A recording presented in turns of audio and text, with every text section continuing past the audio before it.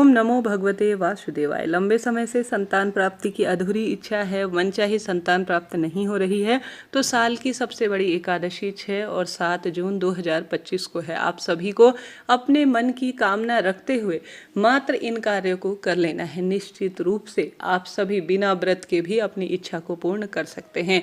यह एकादशी सबसे बड़ी एकादशी है और भाग्य बदलने वाली है। आप सभी को इस दिन इन कार्यों को जरूर करना है। निश्चित रूप से कुंडली में पितृदोष मिटेगा, वंश वृद्धि की राह खुलेगी और हर कार्य स्वतः ही सिद्ध हो जाएगा श्री नारायण, माता लक्ष्मी और महादेव की कृपा से। कैसे करना है ध्यान से सुने और अंत तक बने रहें। कमेंट्स में भगवान का नाम सुमिरन जरूर कीजिएगा। सबसे पहले आप सभी संभव हो तो व्रत धारण करें। पर बिना पानी के नहीं रहा जाता, कोई दिक्कत नहीं। फलाहारी या जलाहारी व्रत आप कर सकते हैं, अर्थात जल पीकर और फल खाकर आप व्रत को निश्चित रूप से कर सकते हैं। कोई दिक्कत की बात नहीं। भले ही पूजा का फल कम मिले परंतु मिलेगा जरूर। उसके बाद घर के दरवाजे पर जल का छिड़काव आपको करना है। उसके बाद आप सभी को घर के दरवाजे पर दीपक लगाना है। स्नान इत्यादि करें जिसमें आप गंगाजल और तुलसी की लकड़ी को नहाने के पानी में जरूर घुमाएं। पीले रंग के कपड़ों का चयन करें। सुंदर भाव सच्चे मन से अपने मन में विचार करें कि हे एकादशी माता, हे महादेव, हे श्री नारायण, हे माँ लक्ष्मी, आज एकादशी के निमित्त में जो कार्य कर रही हूँ उसके पश्चात मुझे मेरे संतान का सुख मिले। ऐसी प्रार्थना आप भगवान जी के समक्ष करें और यही उच्चारण करें और निरंतर ओम श्री विष्णवे नमः, ओम नमो भगवते वासुदेवाय, जय माँ एकादशी, इन सरल से नाम मंत्रों का आप जाप करें। उसके बाद सूर्य भगवान को जल चढ़ाएं और साथ के साथ अपने पितरों का भी आप जब सूर्य भगवान को जल चढ़ाएंगे तो आप ध्यान जरूर से कीजिएगा। उसके बाद एक सुंदर पूजा की थाली तैयार कर लेनी है। उसमें रख लेना है पीला धागा। बहुत महत्वता है इस दिन पीले रंग की। आप पीले रंग के वस्त्रों का चयन करें। पीले धागे को अपनी पूजा की थाली में स्थान दें। हल्दी रखें, कुमकुम रखें और साथ ही तिल का प्रयोग करें। चावल का प्रयोग आप पूजा में नहीं करेंगे, इस बात का ध्यान रखें। पीले फूल आप चुनिएगा। तुलसी पत्र एकादशी शुरू होने से पहले पहले तोड़ कर रख लीजिए। किसी अवस्था में तुलसी को आपको जल नहीं चढ़ाना है और नहीं आपको जो है तुलसी पत्र तोड़ना है, इस बात का भी आपको जरूर ध्यान रखना है। निरंतर भगवान का ध्यान स्मरण करें। सरल भाव सच्चे मन से इस दिन डीप क्लीनिंग घर में नहीं करनी है, जैसे झाड़ू पोछा बहुत लोग बहुत गहरे तरीके से नहीं करें। यह कार्य 10वीं से पहले पहले आप कर लीजिए, अर्थात 10वीं तिथि पर कर लीजिए। एकादशी व्रत का नियम है, एकादशी व्रत करें या ना करें, भूल से भी किसी भी पेड़ पौधे की पत्ती ना टूटने पाए। घर में अगर आप बहुत डीप क्लीनिंग करते हैं तो जो छोटे छोटे जीव होते हैं वह हमसे नष्ट हो जाते हैं, तो ये दोष उत्पन्न करता है। इससे भी कहीं ना कहीं हमारे पाप कर्म बढ़ते हैं जिस कारण हमें दुख मिलता है। तो इसलिए एकादशी तिथि पर कभी भी घर पर बहुत डीप क्लीनिंग नहीं करनी चाहिए। ऊपरी तौर पर सिर्फ सामान्य झाड़ू वगैरह लगा दीजिए, यही पर्याप्त है। इस दिन भगवत चिंतन ज़्यादा करना है, भगवान के करीब हमें ज़्यादा से ज़्यादा रहना है। पूजा की थाली में आप 2 दीपक रखिए, एक तुलसी माता के निमित्त, एक अपने घर के मंदिर में। फलाहार चीज़ों का भगवान को भोग लगाएं, जिसमें जो भी इच्छा है उन चीज़ों को आप रखें। तुलसी पत्र जरूर रखिएगा। उसके बाद आपने हल्दी ली है, पीला धागा लिया है और समस्त पूजा सामग्री को अपनी थाली में स्थान दे दिया है। उसके बाद भगवान जी के समक्ष पूर्व या उत्तर दिशा की ओर आप पति पत्नी दोनों बैठ जाएं।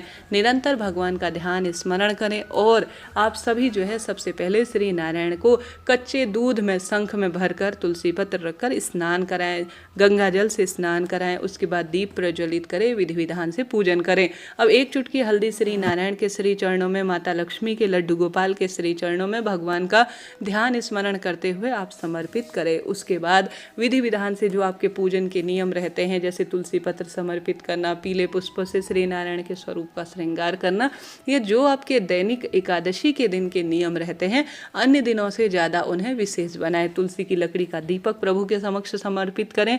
तुलसी की लकड़ी को घिसकर किसी पत्थर में गंगा जल से हरी चंदन बनाकर अपने मस्तक पर पति पत्नी धारण करें और साथ के साथ भगवान जी को अर्थात लड्डू गोपाल को भी तुलसी की लकड़ी का चंदन घिसकर हरी चंदन की सेवा आप दीजिए। बहुत सुखद इसके परिणाम मिलते हैं और भाग्य की रेखाएं अपने आप ही प्रबल हो जाती हैं। हार रहे हैं, दुख पा रहे हैं, कष्ट कर्ज में जीवन है, तो 2 दिन एकादशी का है, 6 और 7 का आपके पास बड़ा अच्छा मौका है जब आप जो है भगवान जी को हरी चंदन लगा सकते हैं और दोनों तिथियों में अपने घर के मंदिर में आप तुलसी की लकड़ी का दीपक लगा सकते हैं।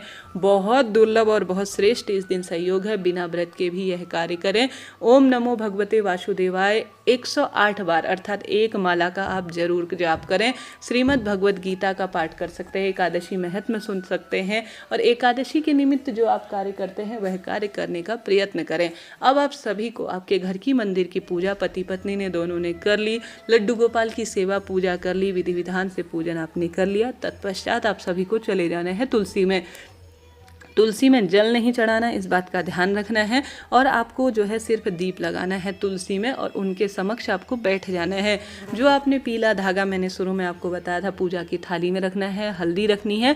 श्री चरणों के आपको नारायण जी के चरणों में, माता लक्ष्मी के चरणों में जो आपने हल्दी एक एक चुटकी समर्पित की है उसे थोड़ा सा आपको प्राप्त कर लेना है। प्राप्त कर लेने के बाद आप सभी को जो आपने पीला धागा लिया है उसमें आपको लगानी है 11 गांठ। कितनी गांठ लगानी है? 11 गांठ आपको लगानी है। जब यह गांठ लगाएंगे पीले धागे में तो अपनी मनोकामना जरूर बोलिएगा। आपको पुत्र चाहिए तो वह बोले, आपको पुत्री चाहिए तो वह बोले, आपको मन की संतान या संतान प्राप्ति की जो इच्छा है वह बोले। आप विवाह के लिए भी कर सकते हैं। कुल मिलाकर तो आपको 11 गांठ इस धागे में लगा लेनी है। ठीक है, एकादशी है, 11 गांठ लगा लीजिए और हल्दी लगा लीजिए। पूरे धागे में पीली हल्दी लगा लीजिए। पीला धागा है तब भी पीला हल्दी आप लगा लीजिए। अब अपना नाम गोत्र बोले, आज की एकादशी और द्वादशी तिथि का स्मरण करें और निरंतर भगवान का ध्यान स्मरण और जितना संभव हो मनन करते हुए अपनी कामना कहते हुए, जैसा आप उच्चारण करते हैं, जैसी बात बोलते हैं, जैसी कामना रखते हैं ब्रह्मांड से वही आपको मिलता है। वह बात रखते हुए आप सभी को तुलसी की जड़ में जो 11 गांठ लगा हुआ धागा है और जो है आप सभी ने हल्दी लगाई है उसे आप सभी को भगवान जी के जो स्वरूप है, तुलसी माता जो माँ लक्ष्मी का स्वरूप है, उसकी जड़ में आपको बांध देना है।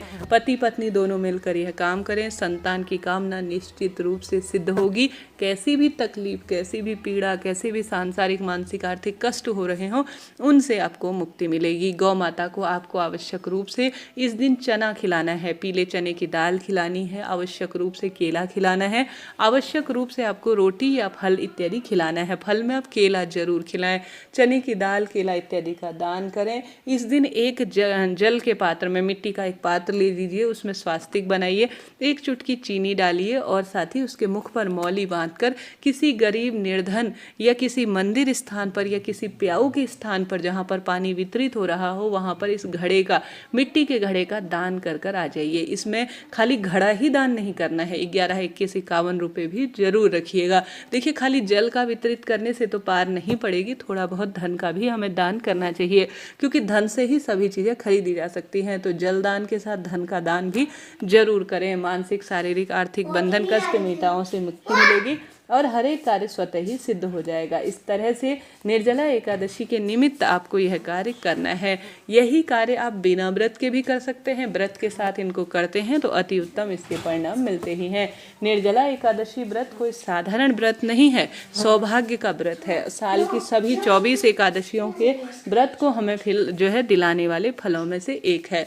मैं माता रानी महादेव से और सभी देवी देवताओं से प्रार्थना करती हूँ जो भी भक्तजन इस जो है वीडियो को सुन रहे हैं उनकी मन की कामना सिद्ध हो। निर्जला एकादशी व्रत कोई साधारण व्रत नहीं है, यह व्रत है सौभाग्य का। तुलसी का पूजन, केले वृक्ष का पूजन और पीपल वृक्ष की पूजा करने से अद्भुत लाभ मिलता है। पीले वस्त्रों का ज़्यादा से ज़्यादा दान करें, पीले चीज़ों का चयन करें, भगवान जी को भोग लगाएं, गौ माता की सेवा करें, अन्न दान, जल दान, भूदान, गोदान, वस्त्र दान और ज़्यादा से ज़्यादा भगवान का सुमिरन करें। गलत विचार अपने मन में ना लाने दें, किसी भी स्वरूप में गलत आदत, गलत संगत चीज़ों से हमेशा के लिए सदा सर्वदा दूर रहें। चिंतन करें, मनन करें, भगवान जी की सेवा करें। किसी गरीब निर्धन जन के साथ साथ किसी मंदिर प्रांगण की साफ सफाई करते हैं, गर्मी चरम सीमा पर है, पेड़ पौधों को जल सिंचित करते हैं तो कैसा भी दुर्भाग्य हो सौभाग्य में बदलेगा और हर स्वरूप में आपको सुख स्वतः ही मिलना आरंभ हो जाएगा। तो निर्जला एकादशी पर दान पुण्य भजन करें, गलत आदत गलत चीज़ें मन में आने ही न दे और जितना संभव हो प्रभु की सेवा में अपना ध्यान केंद्रित करें। आशा है, उम्मीद है यह वीडियो आपके लिए उपयोगी रहा होगा। तो कमेंट्स में राधे राधे लिखना ना भूलें। जय माता दी।